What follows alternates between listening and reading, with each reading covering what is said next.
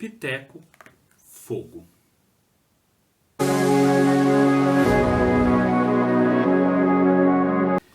Piteco, fogo. Então vai continuar Piteco Ingá, né? Aqui o Piteco já está casado, tem uma filha e, na verdade, o personagem principal dessa história é muito mais a filha do Piteco do que o próprio Piteco, porque é uma história é um romance de formação, tá? É um romance de formação onde a gente vê o crescimento da filha do Piteco enquanto uma caçadora orientada pelo pai, que é tido como o maior caçador da tribo, né? E nós vemos aqui um elemento extraordinário, né, de ficção, que é colocado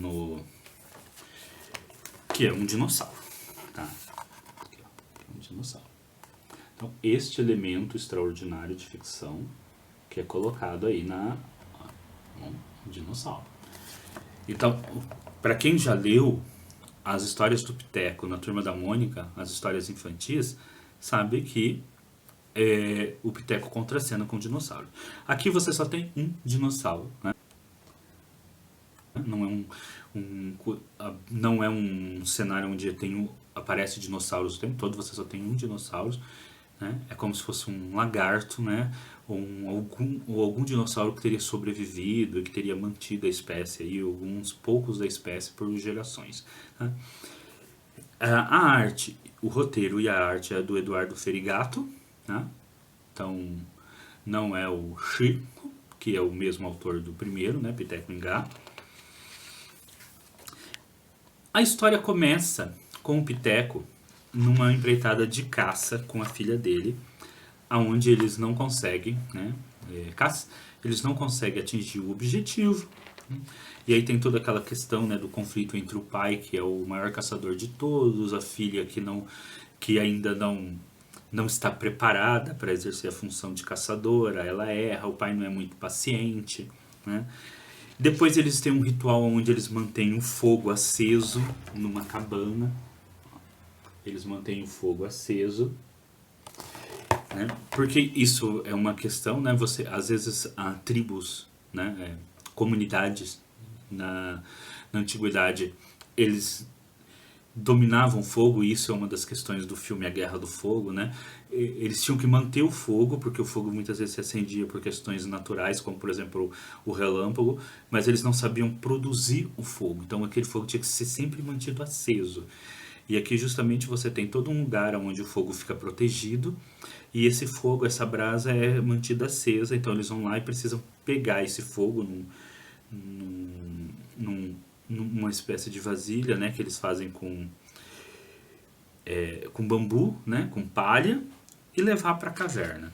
E ela não consegue fazer isso também, então passa toda aquela questão, né, de como da formação mesmo, né, de como o jovem não consegue ter as mesmas habilidades com o pai, que o pai e a mãe.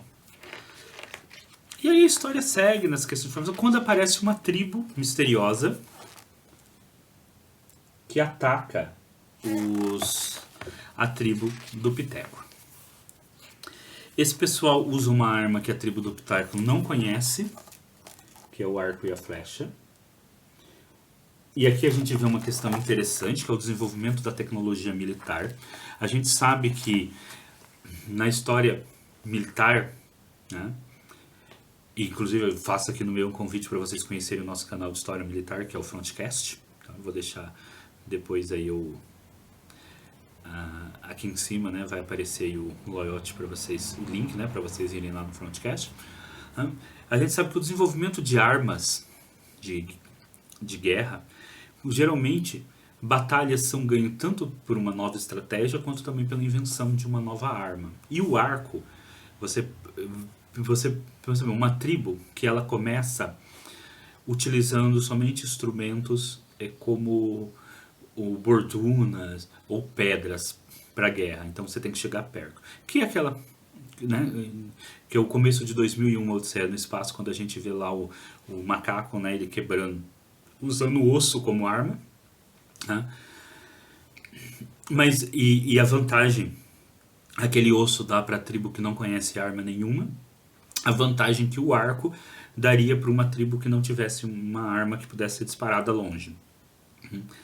Assim como depois o arco composto vai dar uma vantagem extraordinária para os guerreiros mongóis que vão conquistar praticamente todos os steppes, né, toda a região lá da Mongólia, passando pela China até a Hungria, justamente por desenvolver um tipo de arco que é o arco composto, que atira a flecha muito mais longe, ele é muito mais resistente do que os arcos que passavam que existiam na época. Então, a tecnologia militar dá uma vantagem, né? E aqui você tem essa tecnologia, que é o arco, que dá uma vantagem enorme a essa tribo que está atacando.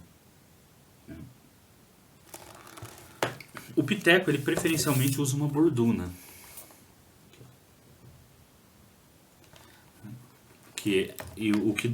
o que deixa eles em desvantagem, né? Como a gente vê nesse quadrinho aqui em cima, ó, contra as flechas que são lançadas.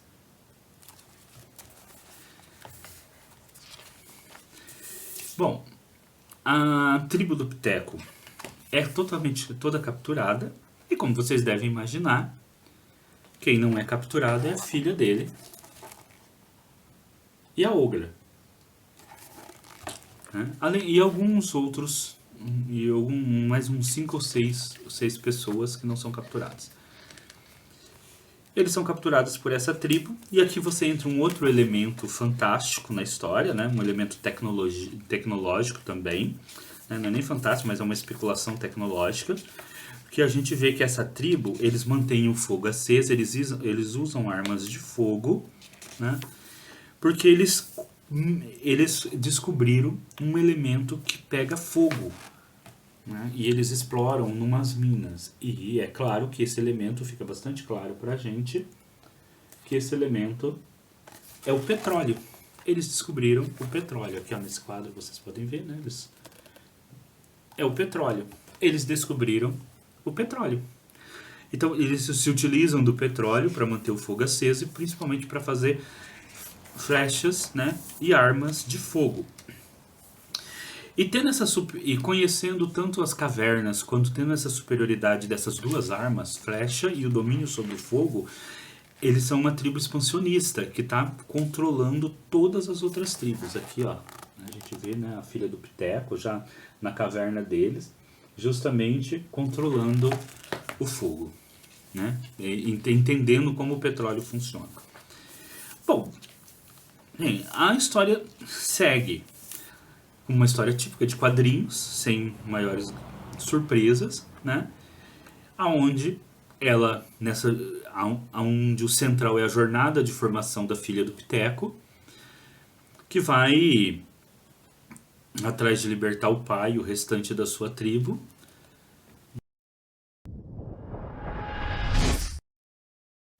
Essa história do Piteco é uma história muito interessante. É uma história onde você tem essa especulação tanto do desenvolvimento do arco e flecha, quanto do controle do petróleo, né, que a gente vê aqui justamente fogo, né, e que especula sobre justamente essa tecnologia, que foi uma tecnologia que foi importantíssima para o desenvolvimento do ser humano, né, na pré-história, e do ser humano como um todo, que é o fogo. Né? A gente sabe hoje, pelas descobertas paleoantropológicas, né? E na verdade mesmo o Engels, num ensaio no século XIX, do desenvolvimento do macaco em ser humano, ele já falava lá também da importância do fogo, e hoje, pelas descobertas paleoantropológicas, a gente sabe que o fogo, ao possibilitar que o ser humano pudesse cozinhar a carne e tornando a carne mais digerível, e aí o organismo humano conseguindo consumir maior número de proteínas da carne, possibilitou o crescimento, né, do cérebro, possibilitou que mais energia, que o cérebro pudesse consumir mais energia. E o desenvolvimento do nosso cérebro, para além do cérebro de outros animais, né, possibilitou que com o tempo nós fôssemos criando, entre outras coisas, a linguagem e a cultura.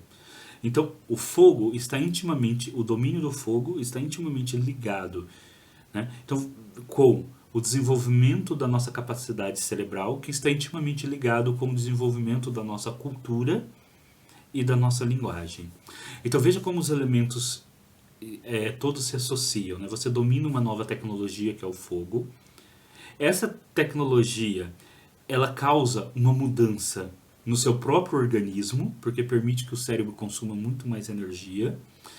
E esse cérebro muito mais desenvolvido, né, lhe permite que surja a linguagem, né, e com isso que se desenvolva, né, com uma maior complexidade nas interações sociais entre os seres humanos.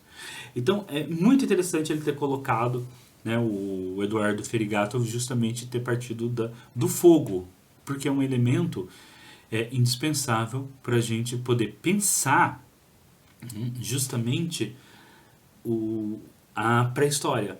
A pré-história, a grande descoberta tecnológica da pré-história foi o fogo. Muito mais do que a pedra lascada. Lógico que a pedra lascada também é uma descoberta culturalmente muito importante, mas a grande descoberta que vai mudar tudo foi o uso do fogo. Tá bom? E é lógico, pra gente, vocês assistam um vídeo aqui no canal, A Guerra do Fogo, né? O primeiro livro de ficção científica pré-histórica, que é aí para fazer essa ligação aí, tá? Entre essa história do Piteco e esse clássico da ficção científica pré-histórica. Então é isso, pessoal. Piteco, fogo. Tá? Assistam também o primeiro vídeo sobre Piteco, Ingá, tá? Que é uma outra história do Piteco que vocês vão gostar muito também. E vamos esperar, né, que de repente saia um terceiro álbum aí do Piteco futuramente, porque essas histórias, essas duas histórias do Piteco, né, compõem aí as nossas especulações aqui no Brasil sobre ficção científica pré-histórica, né? Compõem duas obras importantíssimas aqui no Brasil sobre ficção científica pré-histórica. Então, não se esqueçam, joinha, tá? Dê o joinha aí antes do vídeo acabar, dá o joinha. Aqui do lado vai aparecer um card, né? Um link para vocês irem lá no primeiro álbum do Piteco, Piteco Ingá, e aqui do lado vai aparecer um outro card para playlist de ficção científica pré-histórica para vocês assistirem todos os vídeos, desde o introdutório, onde eu falo o que é ficção científica pré-histórica, a ficção científica sobre os livros de ficção científica pré-histórica. Vocês precisam assistir todos esses vídeos para entender então o que é ficção científica pré-histórica, tá bom? E poder ler essas obras maravilhosas. Então, joinha, de novo, não se esqueçam. Vida longa e próspera para todos e até o próximo vídeo de ficção científica pré-histórica aqui no canal.